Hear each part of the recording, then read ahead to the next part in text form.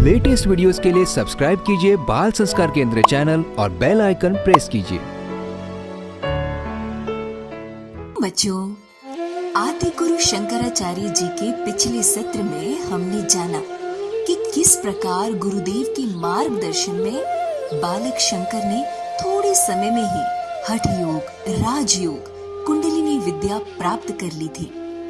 उन्होंने नर्मदा के जल प्रवाह को एक घड़े में सिमेट दिया।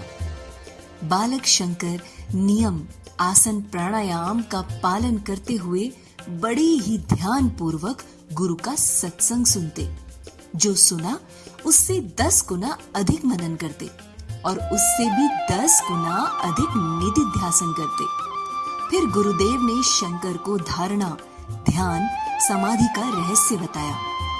योगी कई वर्षों तक साधना करके जिन शक्तियों को प्राप्त करते हैं, वह अलौकिक शक्तियां बालक शंकर को मात्र 2 वर्ष में ही प्राप्त हो गई। कुछ महीने बाद गुरुदेव ने शंकर को बुलाया और कहा, पुत्र, मैं तुम्हारी अलौकिक प्रतिभा, कर्मनिष्ठा और सेवा से बहुत प्रसन्न हूँ। इसलिए मैं अब तुम्हें ज्ञान योग की शिक्षा देता हूँ। अपनी आत्मा का वास्तविक ज्ञान हो जाना ही ज्ञान योग है। यही ब्रह्म ज्ञान है। तुम विचार करो कि तुम कौन हो। तुम ये शरीर नहीं हो, मन नहीं हो, बुद्धि नहीं हो, अहंकार भी तुम नहीं हो। तुम अपने ही भीतर स्वयं को खोजो। अनंत अनंत ब्रह्मांड में जो चेतन सत्ता व्याप्त हो रही है, तुम वही हो। तुम सच्चिदानंद ईश्वर के सनातन अंश हो। इस प्रकार योगी राज ने ब्रह्म ज्ञान की शिक्षा देकर बालक शंकर को साधना के सर्वोच्च स्तर में प्रतिष्ठित कर दिया। बालक शंकर को दिव्य आनंद का अनुभव होने लगा।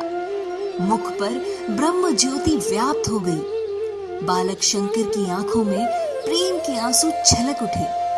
उन्होंने गुरु के चरणों में मस्तक झुका दिया और तब उन्होंने निर्वाण षटकम की रचना की। अब वह बालक शंकर नहीं रहा। उसी दिन से मात्र 10 वर्ष की बाल्यावस्था में ही गुरु की कृपा से शंकर आद्य शंकराचार्य जी के रूप में स्थित हो गए। पूर्ण गुरु कृपा मिली, पूर्ण गुरु का ज्ञान। पूज्य गुरुदेव का स्मरण करते हुए शुरू करते हैं आज का बाल संस्कार केंद्र।